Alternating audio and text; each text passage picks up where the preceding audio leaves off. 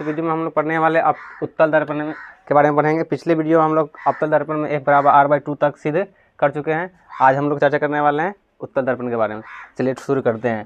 देखिए उत्तल दर्पण क्या होता है, ये भी क्या है, खोखला गोला का ही क्या होता है, पोर्शन होता है, भाग होता है, जिसका क्या होता है, अंदर वाला पोर्शन क्या होता है, पेंट किया होता है। क्या होता है, पेंट किया होता है या पॉलिश किया होता है। अंदर वाला भाग बोलें या फिर धंसा हुआ भाग पेंट किया हुआ रहे तो क्या मिलेगा, मेरा उत्तल दर्पण मिलेगा।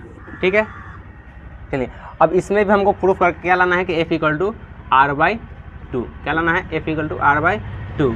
मतलब फोकस दूरी क्या होती है, वक्रता त्रिज्या की आधी होती है। ये हमको क्या करना है, सिद्ध करके लाना है। तो पहले क्या करते हैं, हम वही रेखा गुजारेंगे। आपतित किरण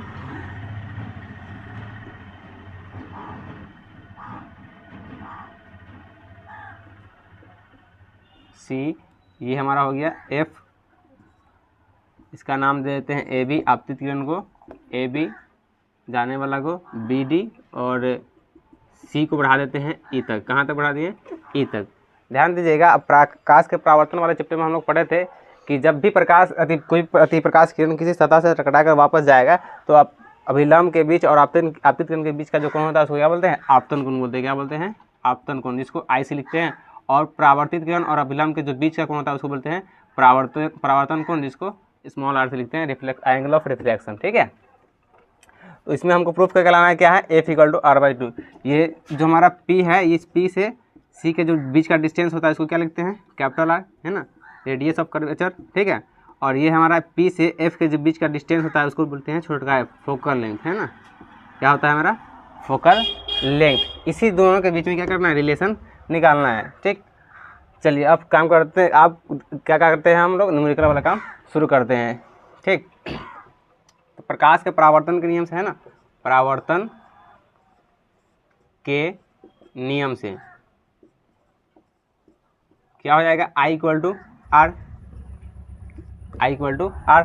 तो I क्या है, एंगल ABE, क्या है, एंगल ABE, और R हमारा क्या है, एंगल DBE या फिर EBD, है ना, एंगल DBE। इसको क्या कर लेते हैं, इक्वेशन फर्स्ट मान लेते हैं। क्या मान लेते हैं, इक्वेशन फर्स्ट। ध्यान से देखिएगा, अब आगे काम करने वाला जो इसको देखिए, EC और क्या है, DF, EC और DF, EC और DF, ये हमारा क्या हो गया, EC और ये हमारा DF।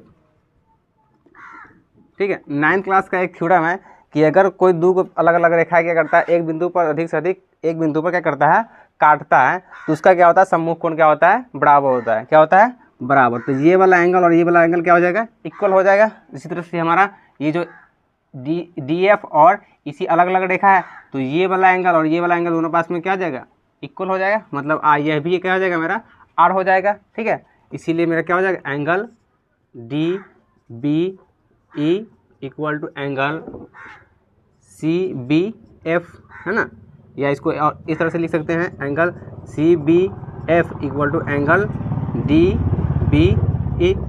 कोई डाउट नहीं, इस एंगल को लिख सकते हैं। ये दोनों एंगल क्या हो गया, मेरा इक्वल हो गया। ठीक है, अब दोनों इक्वेशन में देखिए, इक्वेशन फर्स्ट और सेकेंड में दोनों का एक जो राइट साइड है ना, राइट वाला साइड को क्या है, इक्वल है। राइट वाला भाग क्या है, इक्वल है। जब किसी समीकरण का दो को समीकरण लेते हैं, उसका राइट कोई एक साइड बराबर हो तो दूसरा साइड भी क्या होता है, ऑटोमेटिक बराबर ही होता है। तो मेरा इक्वेशन फर्स्ट और इक्वेशन सेकेंड में क्या देख रहे हैं कि दोनों का राइट ही साइड क्या है, इक्वल है। तो क्या लेफ्ट साइड में हमारा क्या हो जाएगा, इक्वल ही हो जाएगा। ठीक है, तो फ्रॉम फर्स्ट एंड सेकेंड हमको क्या मिलता है कि एंगल ABE बराबर मिलता है एंगल किसका, एंगल CBF है। इसका एंगल CBF, इसको इक्वेशन मान लेते हैं थर्ड। क्या मान लेते हैं, इक्वेशन थर्ड मान लेते हैं। ठीक है, अब आगे वाला जो काम करने वाले हैं हम लोग, इस दो रेखा के बीच में करने वाले हैं। किस रेखा के बीच में, ये AB और CP जो मिल रहा है ना, AB और CP क्या देख रहे हैं आप, दोनों पैरेलल लाइन है ना, समांतर रेखा है AB और CP। देखिए ध्यान से, AB और CP दोनों क्या है, पैरेलल लाइन है। AB और CP दोनों के दोनों क्या है, parallel beam of parallel line है। अगर किसी पैरेलल लाइन को क्या करता है, कोई प्रतिच्छेद रेखा करता है, काटता है, क्या करता है, काटता है, तो उसका संगत कोण क्या होता है, इक्वल होता है। संगत कोण क्या हो जाएगा, इक्वल हो जाएगा। तो ये हमारा AB और CP क्या है, पैरेलल लाइन है। और ये जो देखिए एक देख रहे हैं सी क्या कर रहा है, उसको काट रहा है, तो ये वाला एंगल आई इसके बराबर हो जाएगा ना, चूँकि A B parallel to C P या पी सी है ना, इसीलिए क्या हो जाएगा हमारा angle A B E, angle A B E equal to angle B C F. क्या हो जाएगा एंगल बी सी एफ। इसको इक्वेशन मान लेते हैं फोर्थ। क्या मान लेते हैं इक्वेशन फोर्थ। अब आगे काम करते हैं, ध्यान दीजिएगा। अब जो हमारा नेक्स्ट समीकरण जो आया, दो समीकरण बन करके 3 और 4, तो दोनों समीकरण में हमको एक चीज़ कॉमन मिल रहा है कि दोनों का लेफ्ट साइड क्या है, इक्वल है। लेफ्ट साइड क्या है, दोनों का लेफ्ट साइड क्या है हमारा, इक्वल है। ठीक है, जब दोनों समीकरण का लेफ्ट साइड हमारा क्या है, इक्वल है, तो दोनों समीकरण को से हल करके क्या कर लेंगे, राइट साइड भी क्या कर लेंगे, हम इक्वल कर ही लेंगे। तो इसीलिए फ्रॉम थर्ड एंड फोर्थ क्या हो जाएगा मेरा पास, वो angle C B F equal to angle B C F. अब ये क्या हो गया हमारा, ये वाला एंगल है ना, ये वाला और ये दोनों क्या हो गया, इक्वल हो गया। दोनों के दोनों क्या हो गया हमारा, इक्वल हो गया। मतलब कोण सी बी एफ और एंगल बी सी एफ दोनों के दोनों क्या हो गया हमारा, बराबर हो गया। अगर किसी भी ट्रायंगल के अंदर मतलब त्रिभुज के अंदर दो कोण या फिर दो भुजा बराबर हो जाए, क्या जाए, दो कोण या दो भुजा बराबर हो जाए, तो वो कैसा त्रिभुज होगा, कैसा त्रिभुज होगा, वो हमारा समद्विबाहु त्रिभुज हो जाएगा। तो हमारा BCF जो ट्रायंगल है ना त्रिभुज, वो कैसा त्रिभुज हो जाएगा, वो अब क्या हो जाएगा, समद्विबाहु त्रिभुज हो जाएगा। ठीक है, इसीलिए त्रिभुज BCF एक समद्विबाहु त्रिभुज है।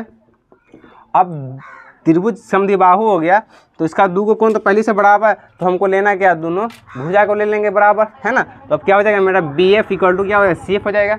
BF और CF दोनों आपस में क्या हो जाएगा, इक्वल हो जाएगा, क्योंकि समद्विबाहु त्रिभुज का दो भुजा भी तो क्या होता है, बराबर ही होता है ना। इसीलिए क्या करते हैं, इसीलिए क्या हो जाएगा मेरा BF इक्वल टू CF। इसको इक्वेशन मान लेते हैं फिफ्थ। ठीक है, इक्वेशन मान लेते हैं, इसका कितना, फिफ्थ मान लेते हैं। ठीक, अब आगे क्या करना है, अब देखिए ये जो पॉइंट B है ना, किस पॉइंट बात कर रहे हैं, B का, यहीं से निकला हुआ दिख रहा है ना, एक हमारा ये P है, ये B है और ये C है। अगर इसको और पास लाते हैं तो और यहाँ पर आ जाता है, फिर और पास लाएंगे, और पास ला के देखिए, तो B को क्या करते हैं हम, B को मान लेते हैं कि बहुत पास है, किसका, P का। किसके पास है, बहुत पास है, एकदम समझिए तो P पर ही है ना, किसके पास, P के पास। B वाला जो पॉइंट हमारा कहाँ पर है, P पर ही है। ठीक है, तो क्या हो जाएगा उस कंडीशन में हमारा जितना BF हो जाएगा उतना ही PF हो जाएगा, है ना। सपोज दैट मान लिया कि, या माना कि B क्या है, P के बहुत निकट है, क्या है, बहुत निकट है। अब जब B क्या हो जाएगा, P के एकदम पास हो जाएगा, तो जितना BF हो जाएगा उतना ही PF हो जाएगा, दोनों दोनों क्या हो जाएगा, इक्वल हो जाएगा। इसीलिए BF इक्वल टू PF। इसको मान लेते हैं इक्वेशन 6। ठीक है, 6 नंबर इक्वेशन मान लेते हैं। अब ध्यान से देखिएगा इक्वेशन 5th और 6 को। ठीक है, इसका दोनों को देखिएगा, लेफ्ट साइड क्या है, इक्वल है। लेफ्ट साइड क्या है, इक्वल है। जब लेफ्ट साइड इक्वल तो राइट साइड भी क्या होगा, इक्वल ही होगा। इसीलिए समीकरण 5 और 6 से, या फ्रॉम 5th and 6th, है ना, क्या हो जाएगा, CF equal to PF, CF equal to PF।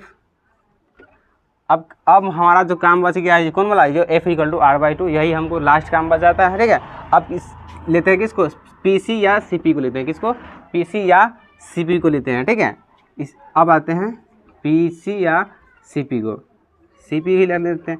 अब CP को क्या करें, दो भाग में डिवाइड कर लिए हैं। CP को कितना भाग में डिवाइड कर लिए हैं, PA प्लस FC, किसका बात लिए हैं, PA प्लस FC में। तो लिख सकते हैं ना, PF प्लस FC या CF, दोनों एक ही चीज़ है। और ऊपर में हम क्या प्रूफ करके ला चुके हैं कि CF और PF दोनों क्या है, इक्वल हैं। PF और CF दोनों के दोनों क्या है, इक्वल है। तो जहाँ जहाँ CF है वहाँ PF लिख सकते हैं ना, बिल्कुल लिख सकते हैं।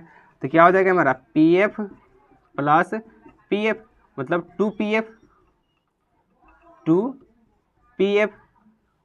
और CP क्या है, पूरा CP क्या है, ये तो हमारा वक्रता त्रिज्या ही ना है, मतलब रेडियस ऑफ कर्वेचर ही तो है इसका खोखला गोला का ही तो भाग है, तो उसी का जो त्रिज्या होगा इसका क्या कहलाएगा, वक्रता त्रिज्या, जिसको क्या लिखते हैं, बड़का आर से लिखते हैं। तो CP को लिख सकते हैं कैपिटल R और 2 इंटू P और F के बीच के डिस्टेंस को क्या बोलते हैं, फोकस दूरी तो बोलते हैं फोकल लेंथ, जिसको स्मॉल f से लिखते हैं, छोटका f से। क्लियर है। चलिए अब क्या करते हैं, इस f को इधर ले आएंगे तो सॉरी 2 को इधर ले आएंगे तो क्या हो जाएगा, भाग में आ जाएगा, इधर गुना में है तो इस तरफ आएगा तो भाग में हो जाएगा, मतलब R/2 बराबर f या f इक्वल टू R/2। यही तुमको क्या करना था, सिद्ध करके लाना था। ठीक है, तो आज हम लोग अब उत्तल दर्पण में f इक्वल टू R/2 सिद्ध कर लें। नेक्स्ट क्लास में हम लोग किरण आरेख के बारे में जानेंगे, जिसमें वस्तु को कहाँ कहाँ रखेंगे, तो कहाँ फोटो का फॉर्मेशन होगा, है ना, अच्छे से देख लेंगे। चलिए तो आज के लिए बस इतना ही।